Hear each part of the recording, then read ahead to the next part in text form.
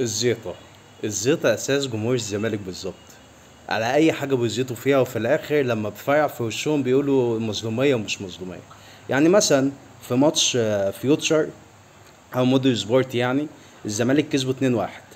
قال لك احنا خدنا حقك يا أهلي، ولو مش عارف تكسب فيوتشر تعالى وانا اكسبه لك مش عارف ايه.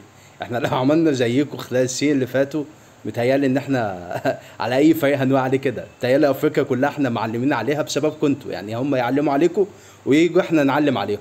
الترجي بقى والنجم واي فريق بنقابله يعني. اي فريق هو بيعلم عليك بيجي عندنا احنا واحنا نكسبه. او الدوري، يعني احنا 3 سنين الدوري اللي فاتوا احنا واخدينهم. فانت تتعادل تخسر منه احنا نكسبه. نعمل زيك بقى؟ لا، هي الزيطه اساس نادي الزمالك حرفيا.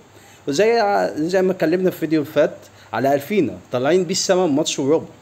هو لياقته زي الزفت على فكره، هو مهاري ورجليه تقيله بس ما عندوش لياقه. ولو اتمسك من حد تقيل عليه، مع الله اعلم هيبقى عامل حاجه وهيعمل حاجه ولا لا. فما بيصبروش، هم جمهور الزمالك ما بيصبرش، اساسه الزيطه بالظبط. وكلمه بسيطه بس للمدربين اللي بيجوا قصاد الزمالك مفتوحين بيلعبوا هجوم دايما. يعني انت هتشوف دلوقتي علي ماهر اللي لعب قصاد الزمالك بسيراميكا كليوباترا كانه بيلاعب فريق من الدوري الصومالي مثلا نازل بيهاجم وسايب دفاعاته تماما. خد على نفوخ 2-0. وشفنا المقاولين لما قفل قصاد الزمالك اتعادل.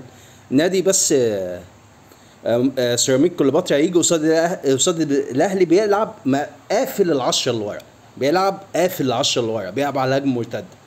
اي حد بيجي قصاد الاهلي بيقفل دفاعاته كويس قوي، بيلعب بالثمانيه والتسعه والعشره اللعيبه في منطقه الجزاء. قصاد الزمالك بيلعب على الوينجات ويفتح وطير الباكات والهجوم.